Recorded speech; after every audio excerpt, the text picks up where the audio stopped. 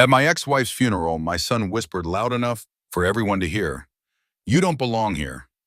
The guests turned away, and the humiliation burned. I stayed silent, calm, even when he smirked at me. But when the will was read and Catherine left me her fortune and control of the company, his smile collapsed. I'm glad you're here. Follow my story until the end and comment the city you're watching from so I can see how far my story has reached. The coffee cup slipped from my hand, crashing against the linoleum floor and splintering into porcelain shards. Dark liquid spread across the kitchen like a creeping shadow, seeping into the cracks I had long since given up repairing. From the apartment wall, Martha Greenfield's shrill voice pierced through like clockwork, railing about the sprinklers flooding her begonias again. 65 years old, and I was still on my knees cleaning up messes, some mine, some not. The towel in my hands soaked through as I dabbed at the puddle, but my mind wasn't on the coffee or even on Martha's endless complaints. The phone rang in the background, insistent, grating. By the fifth ring, I surrendered, tossing the dripping towel into the sink. "Rick Dalton speaking." A woman's voice, crisp and professional, floated down the line. "Mr. Dalton, this is Elaine Parker from Whitaker and Associates in Cheyenne. I'm calling regarding Catherine Monroe." For a moment, the name knocked the air from my lungs. Nobody had spoken it in my presence for 15 years. Not in full, not with that formality. Catherine, my ex-wife, the woman who had once been the center of my world. What about her? My voice sounded strained, as if it belonged to someone else. There was a pause, the kind reserved for heavy news. "I'm very sorry to inform you, Mr. Dalton, that Mrs. Monroe passed away on Tuesday evening. The funeral service is scheduled for Friday at Riverside Memorial Chapel." I sank into the kitchen chair, its creak suddenly unbearably loud in the silence that followed. Tuesday evening, 3 days ago, while I'd been patching sprinkler lines and sweeping up coffee grounds, Catherine had slipped beyond this world. "Mr. Dalton, are you still there?" "Yes." The word rasped from my throat, brittle and unfamiliar. "I'm here." "Your name was listed in her personal effects as an emergency contact," Elaine continued. "I also need to inform you that there will be a reading of the will following the service. You are named as a beneficiary, so your presence is required." Beneficiary, the word rang hollow. Catherine had built an empire after leaving me, a towering consulting firm that appeared regularly in business journals and economic reports. What could she possibly want with me now? 15 years after our divorce had reduced 2 decades of marriage to a set of signed papers and cold legal phrases. I heard Martha outside, muttering about water damage, her words faint through the glass. They belonged to another world entirely. "The chapel," I murmured. "Which one?" "Riverside Memorial on Grand Avenue, 2 o'clock sharp. The will reading will follow at 4:30 downtown." I nodded reflexively, though she couldn't see me. "I'll be there." When the line went dead, I stared at the receiver as though it might come alive again and correct the mistake. But there was no mistake. Catherine was gone. The coffee stains darkened across the floor, needing scrubbing, but I couldn't bring myself to move.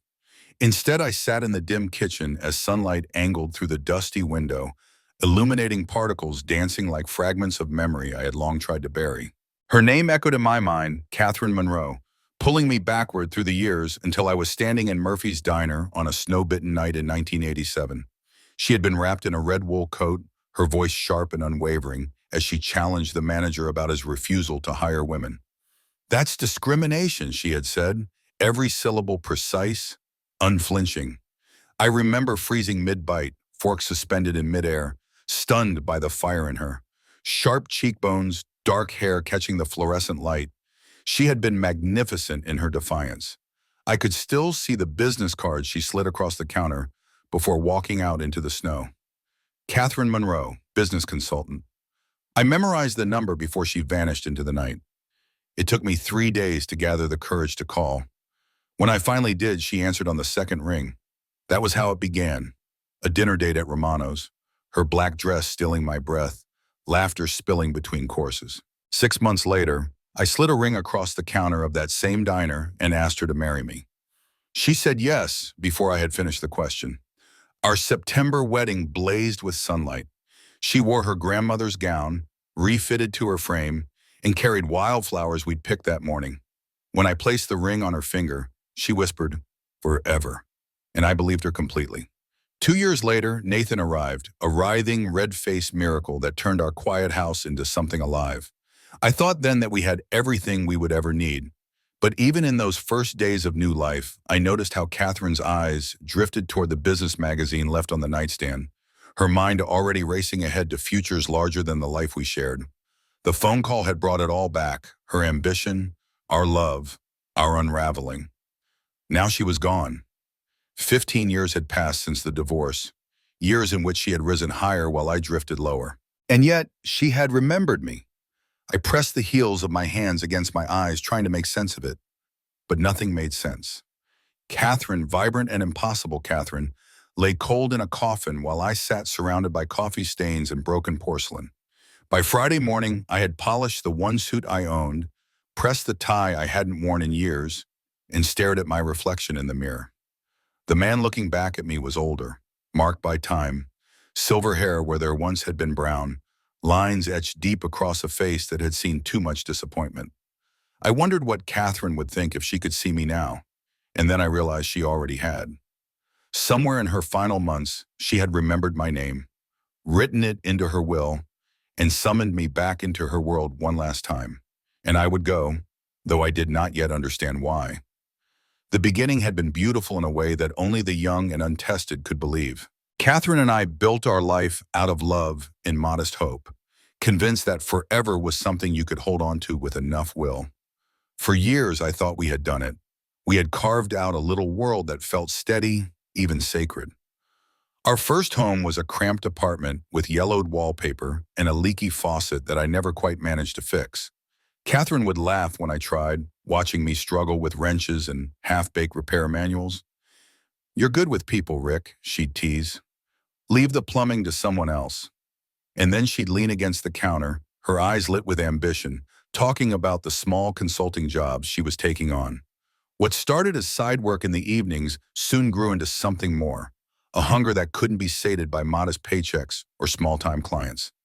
When Nathan was born, I thought her priorities would shift. I held our son in my arms, his tiny fists clenched, his face red and squalling, and believed she would anchor herself to this miracle. For a while it felt true. Catherine sang to him, rocked him late into the night, and beamed with pride whenever anyone came to visit. But even then, I could see her glancing at the stack of trade journals left on the nightstand, her mind never completely in the room. As Nathan grew, so did her ambitions.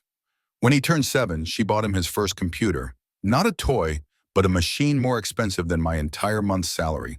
She set him in front of it with a seriousness that startled me. "He needs to understand technology," she said firmly. "The future belongs to children who can think digitally." I suggested we take him fishing instead, maybe teach him the patience that comes from quiet mornings by the river. Catherine laughed, not cruelly, but dismissively, as though the idea belonged to another century. By then, we had moved to Hillcrest Avenue, into a house with polished hardwood floors, 3 bathrooms, and a kitchen island larger than our entire first apartment. Catherine's consulting firm had landed a massive contract, and suddenly the life we once knew vanished into wealth I never thought possible. We had a housekeeper, catered dinners, and Nathan's room looked like a toy store. "Isn't this wonderful?" Catherine asked one night, gesturing at the gleaming dining room with its crystal chandelier. "We can finally entertain properly." I missed our old table, scarred with pen marks from Nathan's school projects, worn smooth from late-night conversations. This new one shone like a mirror, reflecting every fingerprint, demanding coasters and formality. The entertaining began almost immediately. Catherine filled our evenings with clients, business partners, polished couples who wore their success like armor. They spoke in a language of market shares and investment strategies. I tried to keep up, but the words slid past me like a foreign tongue. "Rick works at the power plant," Catherine would say, her voice carrying a faint edge I had never heard before. Not pride, something closer to apology. Nathan thrived in this new world.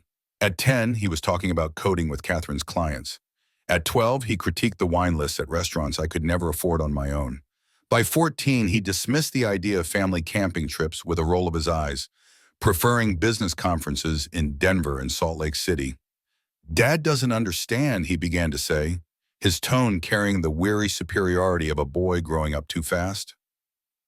The divide widened. I kept trying to bridge it, but my values seemed almost laughable in comparison to the glittering life Catherine was constructing for both of them. The real fracture came on Nathan's 15th birthday.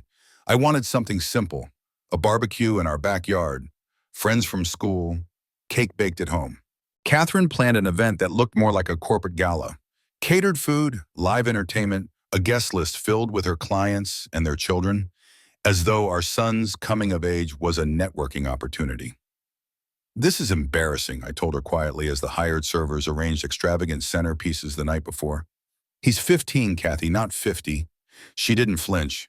Adjusting a flower vase, she replied with cool precision, he's growing up in a different world than we did. These connections matter, Rick. These relationships will shape his future. What about just letting him be a kid? I pressed. For a moment, her eyes softened, and I thought I'd reached her, but then they turned cold, sharp. Being just a kid is a luxury we can't afford to give him. The world doesn't work that way anymore. Either we prepare him to win, or we prepare him to lose.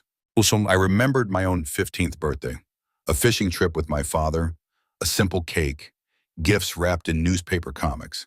It had been enough, more than enough. The party was dazzling, at least by Catherine's measure. Nathan received designer clothes, a high-end mountain bike, even a new laptop. He charmed the adults with his polish, just as Catherine had groomed him to. But I caught him once, standing alone by the pool, his shoulders slumped, his eyes uncertain, as though lost among all the sophistication. "You okay, buddy?" I asked, stepping closer. He straightened immediately, masking whatever had flickered across his face. Of course, why wouldn't I be? The persona slid back into place, but I had seen the boy beneath, the child buried under expectation and polish. My heart ached for him. That night, lying awake, I realized something had shifted beyond repair. Our family wasn't bound together by laughter and small joys anymore. We had become part of Catherine's empire, a piece of the machine she was building. And in that machine, I was an outdated part, useful once, but not anymore. The house felt larger than ever, echoing with conversations that no longer included me. Catherine's eyes glittered with ambition. Nathan's mirrored hers, and I was already beginning to understand that love, no matter how deep it once ran, could drown in the current of success. It was supposed to be Nathan's graduation day, a day when parents filled bleachers with flowers and applause, when pride outweighed every other worry. Instead, it became the day my family finally shattered. Catherine didn't show. She had been buried in a high-stakes acquisition deal, working 100 hours a week, answering calls through meals, through midnights, through life itself. When the moment came for her only son to cross the stage and collect his diploma, her chair sat empty. I sat there alone, watching Nathan scan the crowd with hopeful eyes that dulled the instant he realized she wasn't coming. That night, when Catherine finally walked through the front door in her tailored suit, her phone buzzing in her hand, I was waiting. The house smelled of granite countertops and expensive polish, but it felt cold as stone. "This is enough, Catherine," I said, my voice raw. "Your son graduated tonight. He looked for you in the stands, and you weren't there. Family has to come first sometimes." She didn't even look up at me, her fingers tapping a reply to someone who apparently mattered more. "Don't you dare lecture me about priorities. Everything we have, everything Nathan has accomplished, exists because of my work. What about everything we've lost?" My words came out sharper than I intended. Finally, she looked at me, her eyes narrowing. "Like what?" "Like us," Roy said. "Like being a family instead of a corporation." For a long moment, silence filled the kitchen. Then she slipped the phone into her bag, her voice low but final. "We're not a family anymore, Rick. We're a business arrangement that has outlived its usefulness. Maybe it's time we stop pretending." The divorce papers came 6 months later, delivered with a kind of brutal efficiency that only Catherine could orchestrate. Her lawyers dismantled 22 years of marriage with clinical precision. I walked away with the old starter house on Maple Street, the one she had long since relegated to rental property, and just enough money to live modestly. She took everything else, including Nathan's unquestioned loyalty. "You're holding him back too," Nathan told me, his voice heavy with contempt during one of our last conversations. He was only 22, but he spoke like a man twice his age, every word echoing his mother's philosophy. "All this guilt about family values and simple living, it's toxic, Dad. I can't be around that negativity anymore." I stood there in the empty living room of the house I had once thought would be our home, the boxes stacked like gravestones around me, and realized I had lost them both. Not to tragedy, but to ambition. The years that followed were hollow. Catherine rose higher, building her empire into a name that appeared on magazine covers and industry reports. Nathan followed her, moving to Denver, stepping into the company she had created, becoming exactly what she wanted him to be. I stayed behind in Rock Springs, working quietly at the power plant until retirement, fixing what little I could in a life that no longer felt like mine. But silence has a way of reshaping a man. 15 years passed without a word from Catherine, without so much as a phone call from Nathan, except on rare occasions when duty demanded it. Every photograph in the papers showed Catherine radiant at conferences, shaking hands with governors and CEOs, Nathan always nearby, her mirror image in ambition and polish.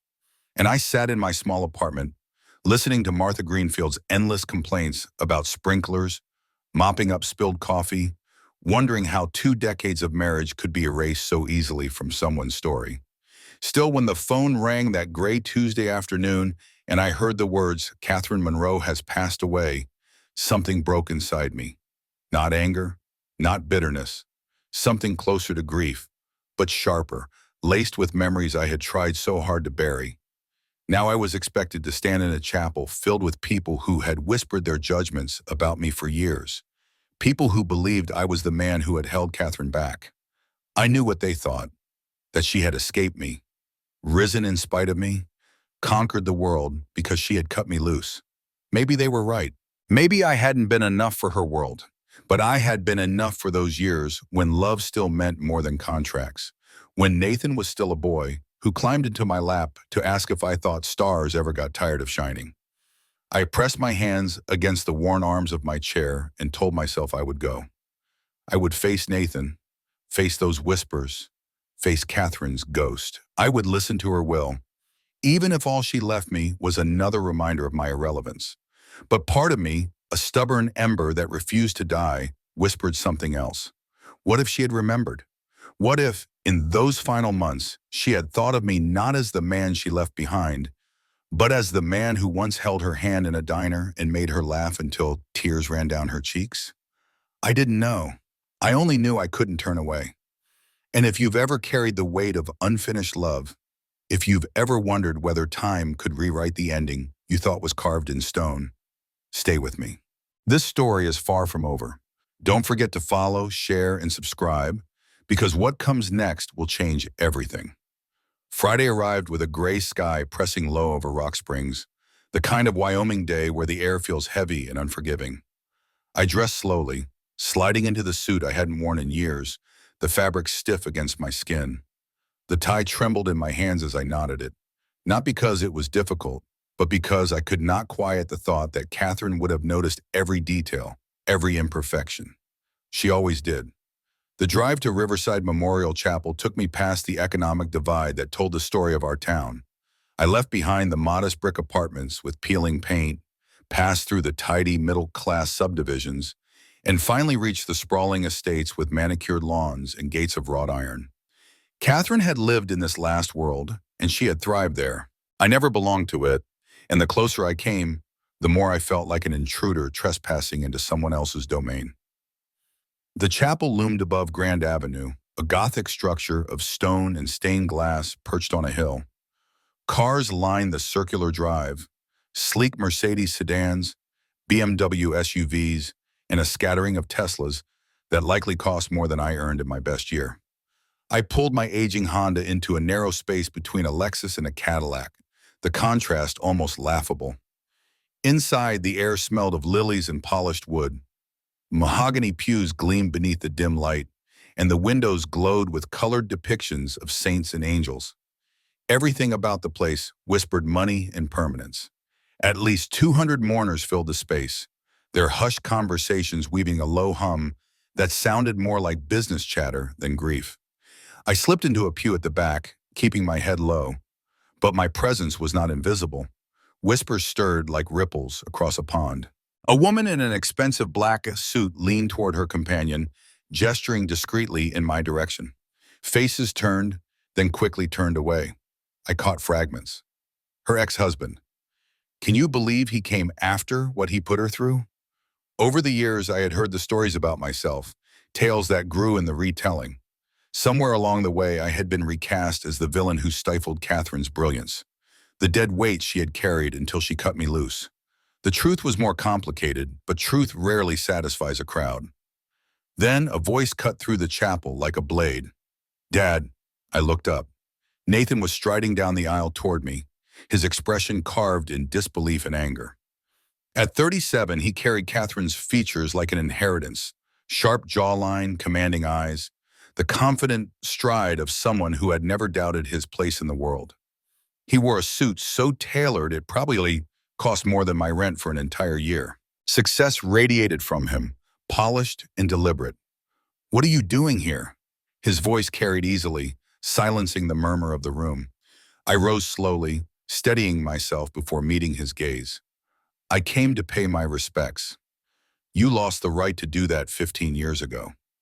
He stepped closer, his cologne sharp and expensive, his presence towering. She wouldn't have wanted you here. Maybe not, I admitted softly, but I needed to be here. For what? To ease your conscience? To play the grieving widower for people who know exactly what kind of husband you were? His words snapped across the pews, and every eye was on us now. I felt the weight of their judgment pressing against me, the same suffocating pressure I had known in the final years of my marriage. But I had nothing left to lose. I'm not here to cause trouble, I said. I'll sit in the back. I won't speak to anyone. When the service ends, I'll leave. You'll leave now. His voice rose, sharp enough to draw murmurs of approval from the mourners. You embarrassed her enough when she was alive. Don't compound it by pretending to grieve her death. I stayed rooted to the spot, meeting his stare. Silence thickened, broken only by a cough somewhere in the pews and the faint buzz of a phone against wood. Nathan turned then, addressing the crowd with the practiced cadence of a man used to commanding attention. I apologize for this disruption, he said, his voice smooth but edged with fire. My father seems to have forgotten that divorce means you're no longer family. A few heads nodded. I saw lips purse in agreement. For those who don't know, Nathan continued, his arm gesturing toward me with dismissive precision, this is Richard Daltonsippin, the man who spent 22 years holding back one of the most brilliant women this town ever produced. While my mother built an empire that employed hundreds, he was content to punch a clock and complain about her ambition. Nathan, that's enough, I said, my voice firm. Is it? He turned to me again, his voice louder now. Or do these people deserve to know why you're really here? He took half her assets in the divorce despite contributing nothing. He spent 15 years acting like the victim while she built something magnificent. She supported him while he refused to grow, refused to take risks, refused to be the partner she deserved. And now that she's gone, he shows up expecting sympathy, expecting to be treated like he mattered in her life.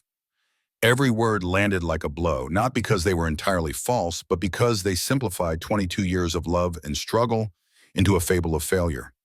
I thought of defending myself, of explaining that our marriage had been more than ambition versus mediocrity, but I knew the futility. These people had already chosen their narrative long ago. Nathan's voice grew reverent as he delivered the final strike. My mother died building something that will outlast all of us. She deserved a partner who would help her reach those heights, not one who dragged her down. The chapel fell into a silence so complete I could hear my own heartbeat. Are you finished? I asked quietly. His eyes flickered with surprise just for a moment. He had expected me to crumble, but I remained standing. I loved your mother for 40 years, I said, my voice carrying across the hush.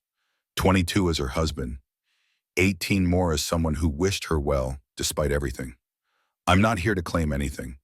I'm here because once upon a time, we made promises that mattered, and I choose to honor them. I lowered myself back into the pew. Around me, silence lingered, broken only when the funeral director cleared his throat at the front. The service will begin in 5 minutes. Nathan cast me one final look of contempt before striding toward the front pew reserved for family. Whispers rose again, but I kept my eyes forward. I would not leave. Not this time. My son sat at the long mahogany table with a smug smile on his face, certain that I would leave the lawyer's office with nothing. He had no idea that a single sentence was about to rip that smile away and alter both our lives forever. Alan Whitaker's office carried the weight of the tradition, dark wood shelves lined with leather-bound law books, certificates framed with polished brass, and photographs of Alan with mayors, governors, and corporate titans, all carefully arranged to convey authority. Sunlight streamed through tall windows, cutting across dust motes that drifted like restless ghosts. Alan himself sat behind the desk, his suit crisp, his silver-rimmed glasses perched low as he organized a thick folder. Every movement was measured, deliberate, the kind of precision that comes from delivering life-changing news too many times to count. "Before we begin," Alan said, his voice calm but resonant, "I want to express my condolences again. Catherine was not just a valued client, but someone I considered a friend. Her loss is deeply felt." Nathan nodded with rehearsed solemnity, his hands folded neatly on the desk. I remained quiet, unsure what expression belonged on the face of a man who had been invited to the final chapter of a story he thought had ended years ago. Alan adjusted his glasses and lifted the first document. "This is the last will and testament of Catherine Monroe, executed March 15th, 2024. It supersedes all previous versions. Mrs. Monroe was of sound mind, acting under no coercion, at the time these documents were prepared." Nathan leaned forward slightly, his confidence radiating. I could see it in the way his lips curved, in the restless anticipation that sharpened his posture. He was ready to collect his empire, to step into the kingdom his mother had built. Alan began reading. "To my beloved son, Nathan James Dalton, I leave the family residence at 410 Hillcrest Avenue, along with all furnishings, artwork, and personal property contained therein." Nathan's smile widened.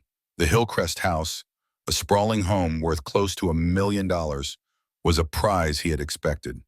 "In addition," Alan continued, "I bequeath to Nathan Dalton the sum of $500,000 to be transferred from my primary investment account within 60 days of probate." The words echoed in the quiet room. $500,000 plus the house. My son's confidence gleamed brighter, but only for a heartbeat. I saw the flicker in his eyes, the calculation already working behind them. It was a substantial inheritance, yes, but nowhere near the worth of his mother's company or her vast investments. "That's wonderful, of course," Nathan said smoothly, though a thread of impatience slipped through. "But what about the business, Monroe Consulting Solutions? What about the company?"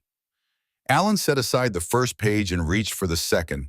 His expression remained unreadable, his tone steady. "I will come to that. Please allow me to finish." The words pressed the air thinner. I shifted in my chair, feeling like an intruder in a drama that didn't belong to me, though my name had been written into it without my consent. "The bequest to Nathan Dalton," Alan read, "includes the following conditions. The inheritance is contingent upon his continued employment with Monroe Consulting Solutions for a minimum of 2 years following the date of this will's execution, or until such time as the company is sold or dissolved." Nathan's head snapped up. Confusion tightened his features. "Conditions? What conditions? And why mention selling the company? Who would ever sell it?" Alan's gaze remained calm, his hands resting lightly on the document. "I am simply reading your mother's words, Nathan." For the first time, the certainty on my son's face faltered. His hands unclenched and reclenched against the polished leather armrests. He leaned back slightly, but the tension in his shoulders betrayed the storm building beneath his surface. "This doesn't make sense," he said sharply. "My mother would never plan to sell. The company was her life's work." Alan removed his glasses and polished them with deliberate care, giving us both a moment to sit in the charged silence. When he replaced them, his eyes moved between us, steady and unyielding.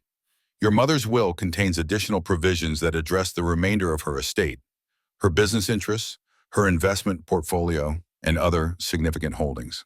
Nathan leaned forward again, his voice tight, demanding. Then let's hear it. What are these other provisions?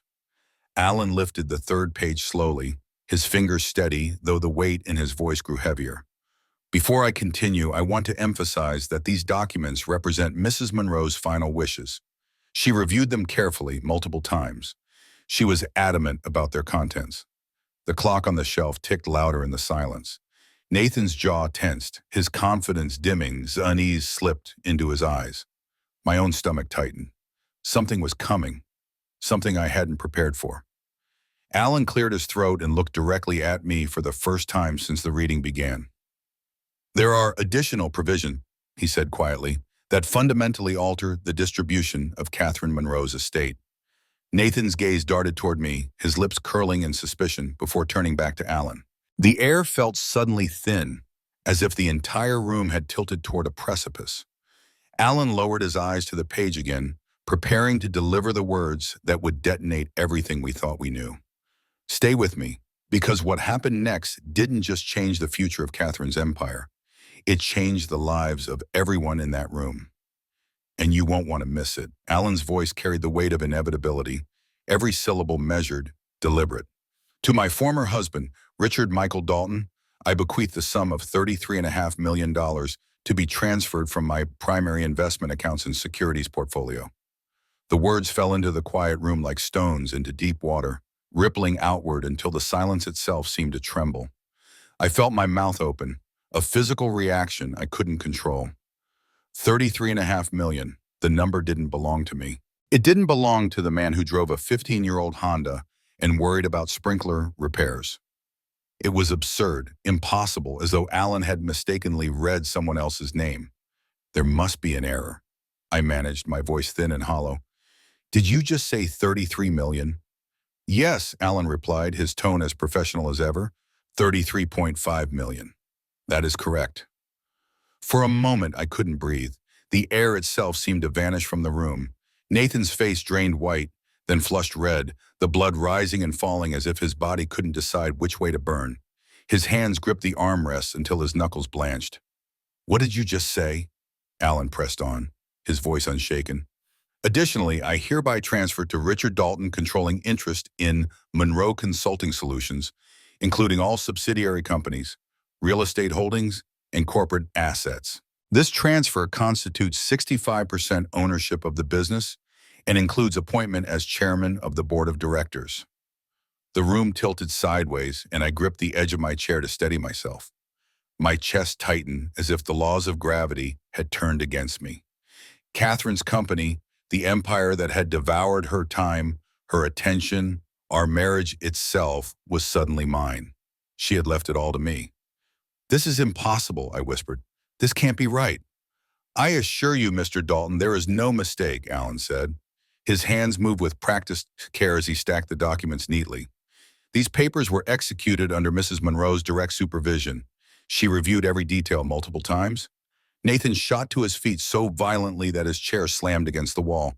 No! His voice cracked with fury. She wouldn't do this. She couldn't. He turned on me, his eyes blazing with disbelief and something darker. What did you do? How did you manipulate her? I didn't do anything, I said weakly, my head still spinning. I haven't spoken to your mother in 15 years. Liar? The word erupted from him like a gunshot. People don't just hand over everything they've built to someone who abandoned them. You must have gotten to her somehow, when she was sick, when she was weak. Alan cut through the storm with a steady, commanding tone.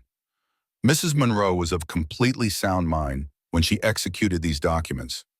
She underwent a thorough mental competency evaluation precisely to prevent challenges like the one you're suggesting. I remained frozen, my body heavy, my mind stumbling over the sheer impossibility of it all. Catherine's fortune, Catherine's company, Catherine's legacy. After years of silence, after bitterness and distance, she had turned her entire life's work over to me. Why? The words slipped from me before I realized I had spoken. It wasn't defiance, but desperation. Why would she do this? Alan's expression softened, almost imperceptibly. Mrs. Monroe left specific instructions regarding that question, he said.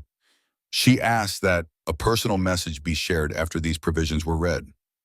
Nathan's face twisted, rage carving every line. A personal message? She left him a message, but cut me out of everything that mattered? His voice shook with a dangerous mix of grief and fury. 500,000 and a house? While he walks away with her company, her fortune, her name? You call that fair? You received a substantial inheritance, Nathan, Alan replied, his voice calm but firm. More wealth than most people will see in a lifetime. Compared to this? Nathan stabbed a finger toward me, his hand trembling. You're talking about hundreds of millions in assets. The company alone is worth more than everything else combined. Alan didn't flinch. Your mother made her decision with clarity and full authority. It is not for us to question, only to execute. Nathan's laugh was bitter, hollow. No, this is fraud, criminal fraud. She was manipulated, coerced, compromised. I won't accept it. He leaned over the desk, his palms slamming against the polished surface hard enough to rattle the ink pens and scatter papers. You hear me? I won't accept this. I shrank back, overwhelmed by the violence in his voice, the fury in his eyes. She didn't abandon anyone, I said quietly, finding a sliver of strength. Our marriage ended, but that doesn't mean... It means exactly that, Nathan roared. You walked away. You took your settlement and disappeared into your pathetic little life while she built an empire. And now you expect me to believe she decided to hand it all back to you? His words sliced into me, each one sharpened by years of resentment. I had felt inadequate before, diminished in the shadow of Catherine's success. Now those wounds reopened, bleeding fresh. Alan raised a hand, his tone edged with authority. That's enough, Nathan. These are your mother's clearly stated wishes, executed with every safeguard the law allows. No amount of shouting will alter them. But Nathan's voice broke again, less fury now than pain. Then why? Why would she do this to me? I was everything she wanted me to be. I worked for her company. I lived the life she planned for me. I became the son she could be proud of. And now, his voice cracked. She gives it all to him.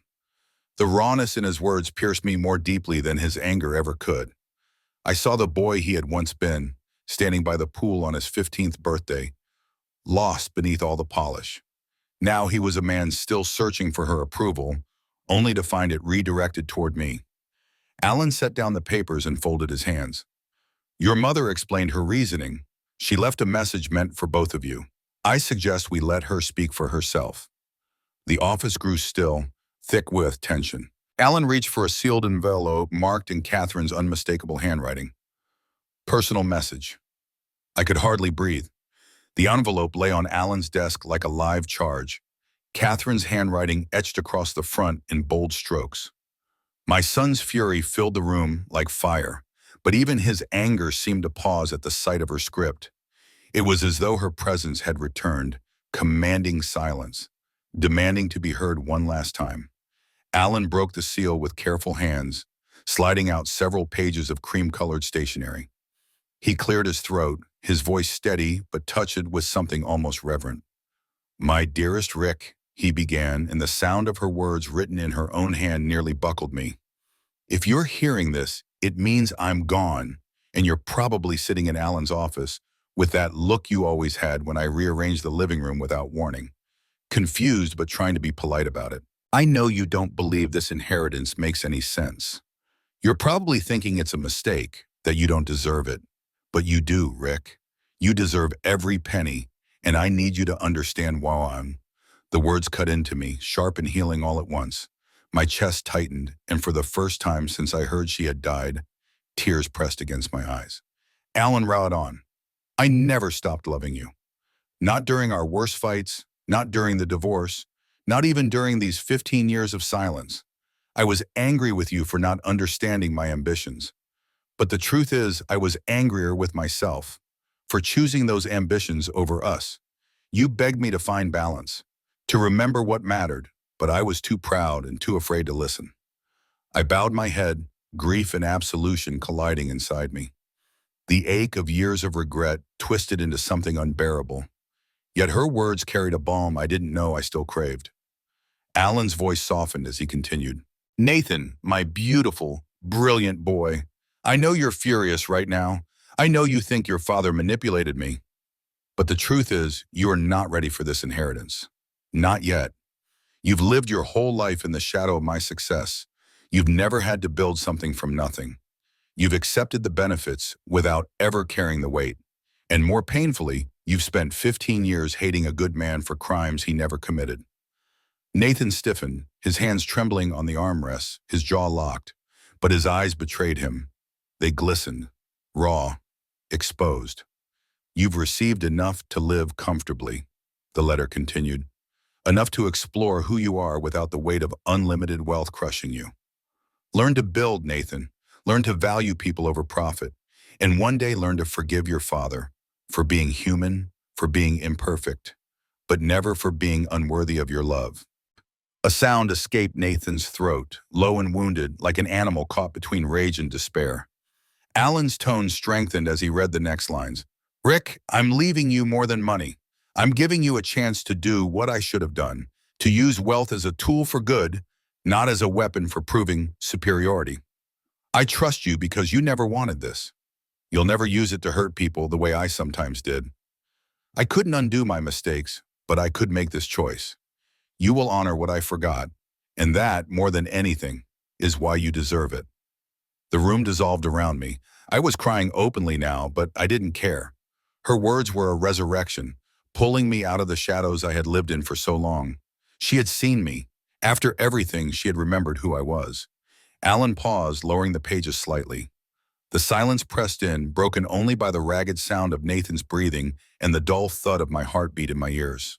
Then he finished the letter, Catherine's closing words trembling into the air. I loved you, Rick, through everything. I hope in some way this gift allows you to love yourself again. And Nathan, my son, you will always have my pride, but now you must earn your own. Both of you, take this chance and don't waste it. Alan folded the letter carefully, his hands precise, almost ceremonial. He slid it back into its envelope and placed it gently before me. She asked me to give this to you, he said quietly. The original is yours to keep. My hands shook as I reached for it, the paper heavy, warm, as if it carried her heartbeat still. For a long moment, I pressed it against my chest, eyes closed, letting her words echo through me until I thought they might split me apart. Nathan sat rigid, his face pale, every muscle trembling. For years, he had built his identity on the certainty that his mother's empire would one day be his. Now, in the space of a few paragraphs, that certainty had collapsed. This isn't over, he whispered hoarsely. I'll contest it. Fraud, manipulation, undue influence. I'll tear this will apart. But his voice lacked the fire it had before. His rage was hollow now, laced with fear, with grief, with betrayal. I looked at him, my son, still my son, no matter how far we had drifted, and I felt no triumph. Only sorrow for a boy who had been raised to chase shadows, who could not yet see the value of light. If Catherine's letter shook you as deeply as it shook me, share your thoughts below and stay with this story. The truth only grows sharper from here. The letter still trembled in my hands, its weight heavier than gold. Catherine's voice lingered in my mind, filling the spaces she had left hollow for so many years. But across the room, Nathan sat coiled like a storm, his jaw rigid, his fists pressed white against the arms of his chair. He rose suddenly, pacing the office as though the walls themselves were closing in. His footsteps struck the polished wood floor in sharp bursts, a rhythm of fury and disbelief. This isn't justice, he spat, his voice breaking the heavy silence. This is betrayal. She built everything for me, for us. I was there every step of the way. I worked in that company, bled for it, gave her everything she asked for. And now she hands it to you, the man who left her, the man who gave up. His words lashed at me, each one fueled by years of anger, years of being groomed to see me as the enemy. I didn't leave her dreams, Nathan, I said quietly, though my throat ached. She left us. She chose her ambition over our family. And you, I hesitated, the grief raw in my chest. You were raised to believe that love was a weakness, that success was the only currency that mattered. Nathan's eyes blazed. Don't you dare lecture me. You think standing here with her letter makes you some kind of saint? She pitied you, Dad. That's all this is. A pity gift from a woman trying to ease her conscience before she died. Alan shifted behind the desk, his presence steady but silent, like a witness sworn not to interfere. I rose slowly, my knees stiff, my body heavy with the years that had passed between us. You think this fortune is a gift? I said, my voice low but firm. It's not. It's a burden. It's a responsibility bigger than either of us. She gave it to me because she knew I would carry it without letting it consume me. And she gave you less, not because she didn't love you, but because she wanted you to find yourself outside of her shadow. Outside her shadow. His laugh was bitter, hollow. Her shadow is all I've ever known. Every choice I made was measured against her expectations. I lived her life, not mine. And now she tells me, with one letter, that I wasn't enough, that I have to start over while you get to play the hero.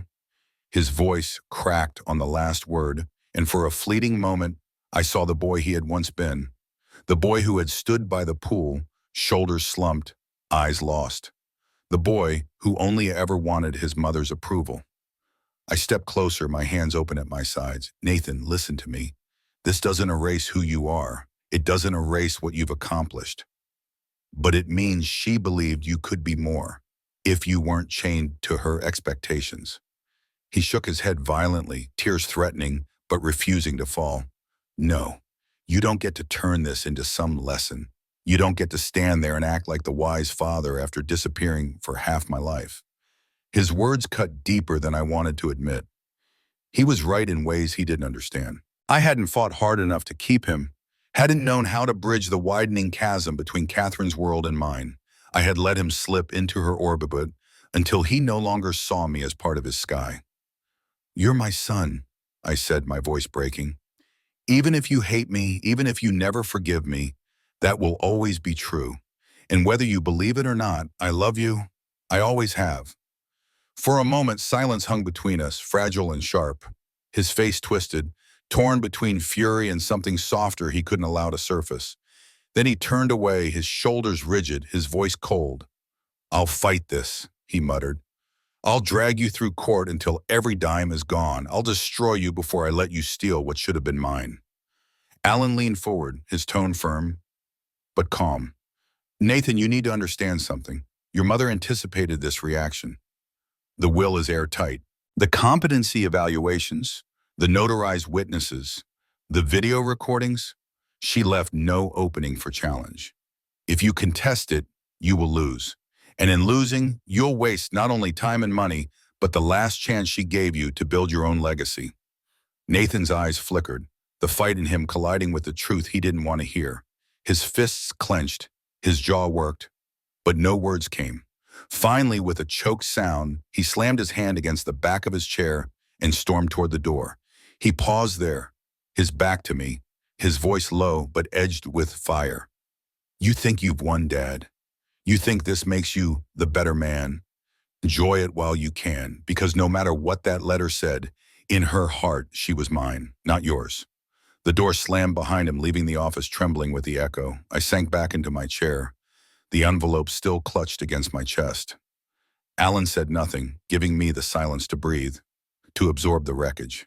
Catherine's fortune sat like a mountain before me, and for the first time I understood the impossible climb she had faced. But more than that, I felt the raw fracture of a bond between father and son, torn wider than ever.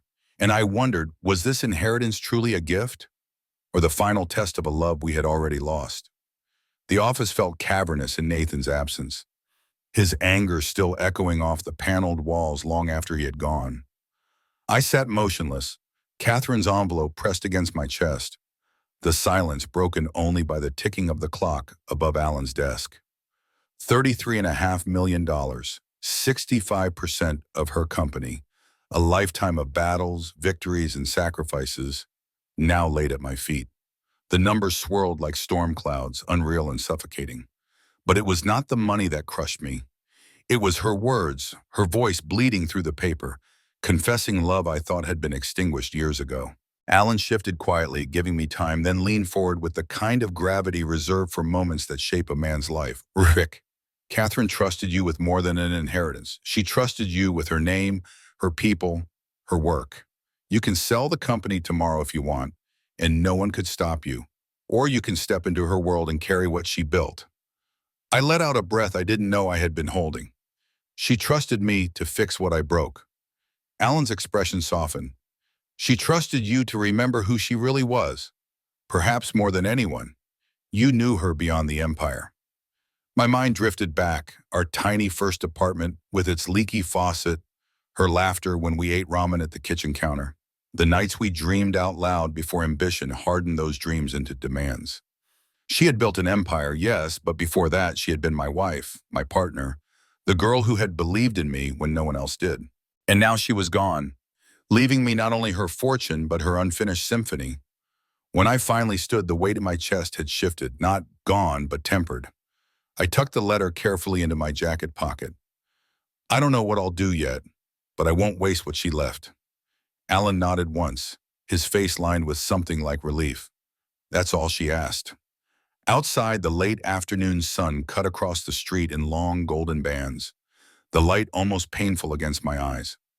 I stepped into it like a man leaving one life for another, the air sharper, heavier, charged with an inheritance I hadn't asked for, but could no longer deny. In the distance, I thought I saw Nathan's car pulling away, his taillights flaring as he turned down Grand Avenue. For a moment, I ached to run after him, to call his name, to tell him that wealth and titles meant nothing compared to the bond we had lost. But the words stayed locked in my throat. He wasn't ready to hear them, and I wasn't strong enough to force them. Not yet. I walked slowly to my Honda, its faded paint dull against the polished, luxury cars still lined outside the law office. I slid into the driver's seat, gripping the wheel as though it might steady me against the avalanche pressing down. Catherine's voice echoed once more in my mind. I hope in some way this gift allows you to love yourself again. The ignition turned, the engine coughed, and I pulled into the stream of traffic, heading nowhere in particular. The world outside blurred, but inside me something had shifted. An old wound reopened, yes, but also a chance, a dangerous, fragile chance, to begin again. The fortune was mine. The company was mine. But more than either, the weight of her faith was mine. And I knew then that this was not an ending. It was the beginning of a reckoning between me and Nathan, between past and future, between the man I had been and the man I had yet to become. Weeks later, I stood before the employees of Monroe Consulting Solutions, the empire Catherine had poured her life into. Faces watched me with a mix of fear and hope, waiting to see if the ghost of their founder had chosen a worthy heir. My voice trembled, but I spoke anyway. I'm not Catherine, I said, and I will never be her. But I will honor her legacy, not with more wealth or power, but with something she forgot along the way: compassion. Together we will build not just a company, but a community. If Catherine was listening, I hope she finally smiled. And if Nathan was watching, I prayed he would one day understand. So if this story struck something inside you, if you've ever felt the weight of regret, the fire of resentment, or the fragile hope of forgiveness, don't keep it inside. Share your thoughts. Let others know they're not alone.